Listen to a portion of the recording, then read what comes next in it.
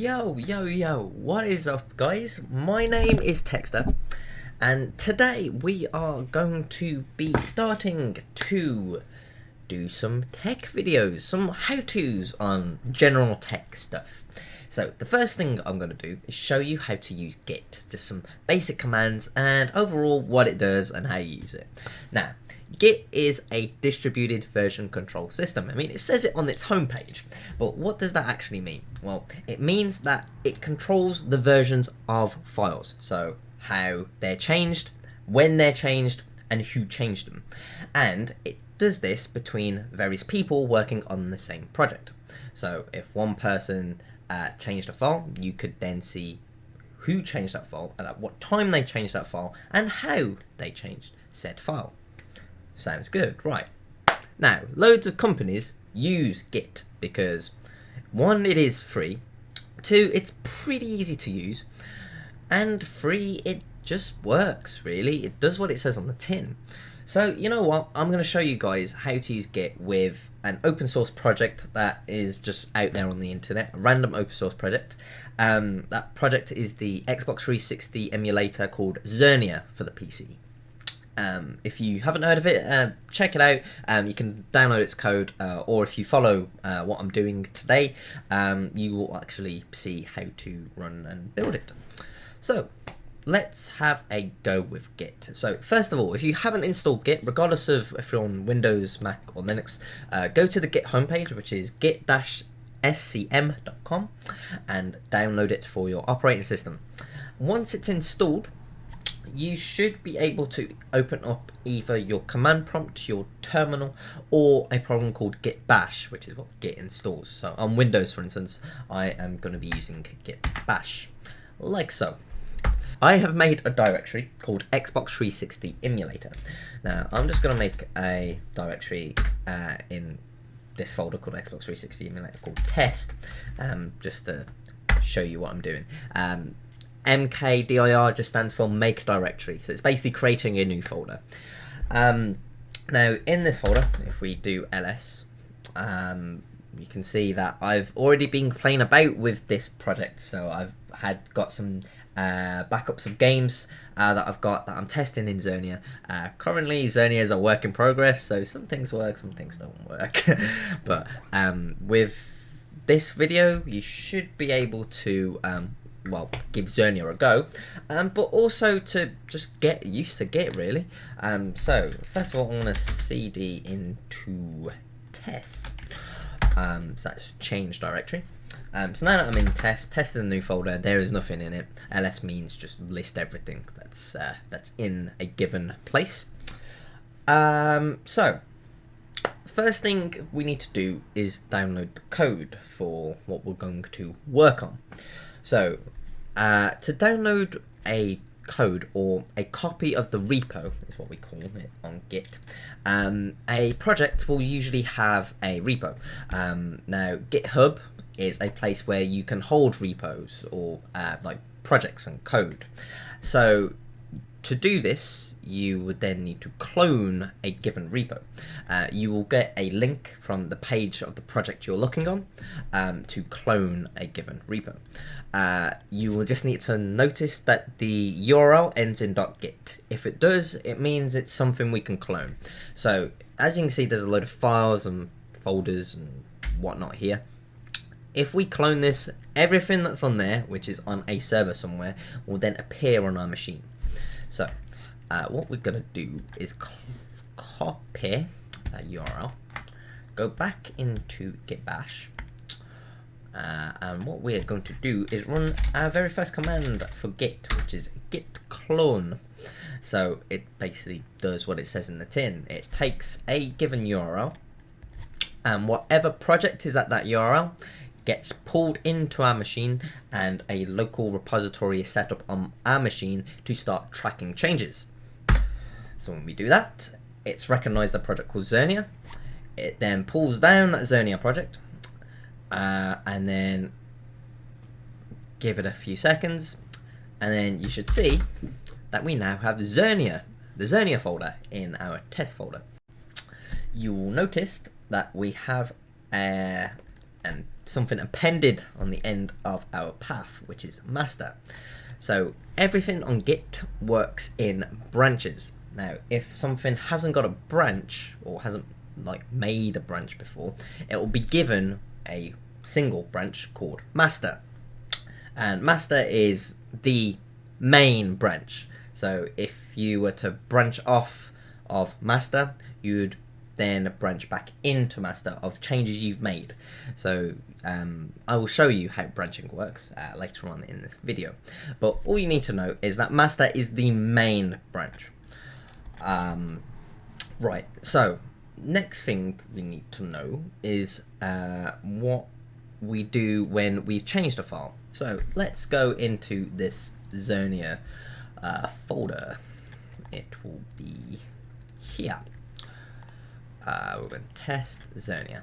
So as you can see, we've got now the exact same files that were up on the repo. They are now actually on our machine, available for us to edit and manipulate in any way, shape or form. So what should we do? Let's add a new file. Let's just add a new text document and call it hello, not in that sort of caps, hello world dot C, for instance. So let's say we wanted to attempt to push hello world because it's needed by the project. We would then do a git status because we need to see what has changed, and git status tells us exactly what has changed. So what does this all mean? Well, let's go for it. So it tells us the branch that we're on, which is master. That's also indicated by the blue here. It will also tell us that currently our branch, so that's our local copy, is up to date with origin master. Well, you're probably thinking, what is origin master? What the heck is that? Origin master, whenever you see origin and then a branch name, that simply means the server, the remote, which is what it's called. So it's something that's not on your machine. The origin is not on your machine. The origin is not on your machine. It's on a remote server somewhere. Untracked files. So this means that Git currently is not tracking the changes of this file because it's simply not on the repo. So as you can see, it's telling us, giving us hints on what to do next, which is in fact the next command, which is git add. So git add tells Git that we need to start tracking the changes of this file, and it will then prepare it for something called a commit. So if we do a git status now, so you can do a git status at any time, you can see that hello world has now turned to green, and you can say, well, it says now changes to be committed. So this means that if we commit this, this becomes a timestamp, just a point in time which you can go back to before hello world.txt was created, or after hello world.txt was created, or even when hello world.txt was created. So I'll do a commit, and this is how you do a commit. You do git commit, if I can spell commit. You then have a parameter, which I thoroughly recommend. It is extremely important that you use this parameter because people will not know what exactly you're doing. -m simply means you want to append your commit with a message, and you put your message in quotes. Your message is usually something meaningful, like created hello world text for story. I've just made that up, but the commit message would be something relevant to your commit. So press enter, and then it will say something like the commit has done this, it's gone through, a file has changed, what's been inserted on so many lines, if you've deleted stuff from so many lines, and then creates the commit. Now, if you're probably thinking, well, who's committed what? Why? What kind of? How do I see this? You can do this through something called git log. So when you do a git log, you are basically asking Git to give me all the information of all the commits from, well, in a chronological order. So you can see that there are certain people that have done certain commits. So because this is an Xbox 360 emulator, you're going to be seeing a lot of C++ things, or Vulkan and OpenGL, sorry, and loads of various just comments. But you can see when you do the commit message, what is coming up? These are messages that people have put on their commit, so you can see what that commit does. The commit, and then this random value, I'm going to call it, that's Git's way of sort of making a timestamp. So the great thing with Git is that you could go back to any point in time using this randomly generated number, which is good. It can also tell you who did the commit and exactly what time they did the commit. In some cases, it can even track the time zone as well, which is pretty neat. So I'll press Q to get out of that. So if we do a git status now, it will say that, okay, we're still on branch master, but your branch is ahead of origin master by 1 commit. So if we break that down, it simply means what I have locally is now further ahead. It's more up to date than what the server has. So what I would then do is a git push, and that will then send that commit up onto GitHub. Now, because I do not have permissions for this project, if I do a git push now, it should decline, or it should ask me to log in, and then your GitHub login is linked to certain given projects by whoever created the project, who is admin of the project. If the two don't match up, you'll get something called rejected. So the opposite of a git push is a git pull. So this is where you're asking Git to take everything that's, well, fetch the latest changes from the remote, so that's origin, and apply them to your local copy. Now, if there are no changes, you'll get something called already up to date. If there are changes, you'll see a little commit number, and then some dots, and then another commit number, meaning that your local branch is going from what you had to now what the server has, as in you will be now up to date. Another command is called git fetch, which is kind of like git pull, but you don't apply the changes. You just let Git know that the remote may or may not be up to date. Right. Now, two more things, well, no, a couple of more things I need to go through. First of all, you need to branch from master, because usually you don't work on master. Master is usually like the stable thing. So as you're working, what you're working on will probably be unstable, because it won't be working until it's finished, if that makes sense. To make a new branch, you do git checkout -b, which means that if the branch isn't already created, you need to use -b to say I want to create this branch, and then that will tell Git to create it locally for you, ignoring the fact it isn't on the repo. And then I'll just call it master dummy, and there you go. And as you can see, the blue bit has now changed because I'm now on master dummy. You can see a list of branches by doing git branch. Now this is a list of the branches that are local to this machine. So currently I could only check out to master dummy or master, because those are the local ones. Also, another thing of note, if you need to know what a command does or what it can do, do -h on the end of any given command, and you can see a list of parameters that you can do.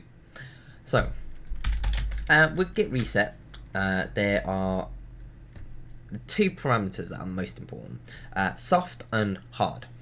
So you can do git reset, which if you don't put the -- soft parameter, git reset on its own will literally mean git reset -- soft.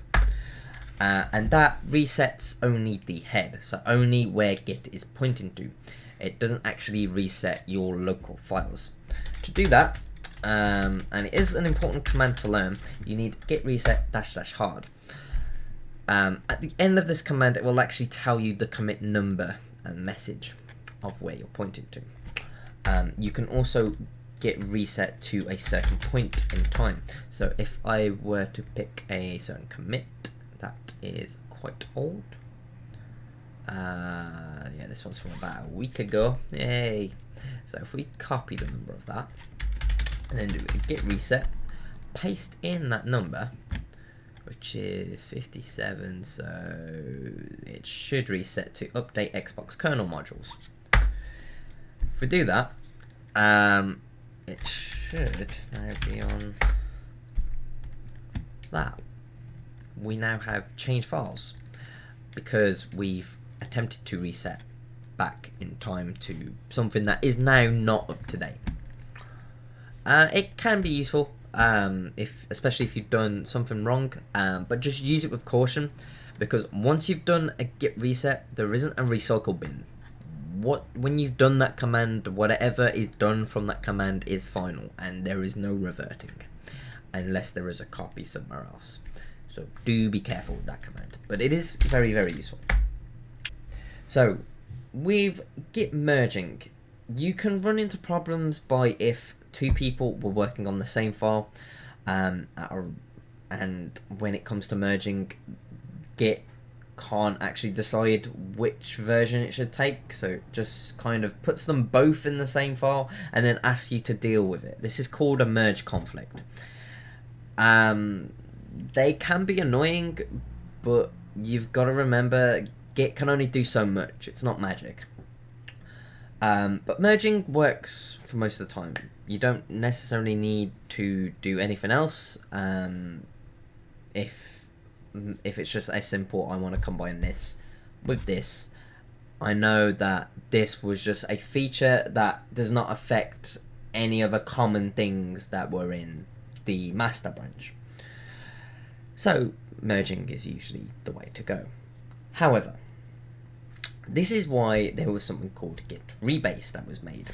Git rebase is similar to merging, but different in the fact that instead of merging the two branches as they are, you take all the changes from one branch and run them through in linear chronological order. Linear chronological order.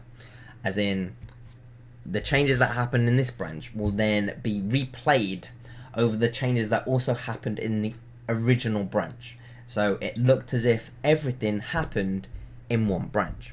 Now, the beauty of a rebase is that you do avoid merge commits, and you do avoid most merge conflicts. However, there is a big disadvantage with rebase. If used incorrectly, if you've replayed your changes over some other commits in the master branch that have then had similar effect on your changes, this is where it gets like in the timey-wimey stuff. If your changes sort of mimic or are very similar to the changes that have been done in the master branch, you can possibly lose history. Those commits can sort of just not exist from master. So you've got to be also very careful with that. That has been a fairly quick introduction into Git. I hope it's been of some use. Git is probably the easiest to learn and the most flexible. So definitely check it out, definitely play about with it. And yeah, just give it a go.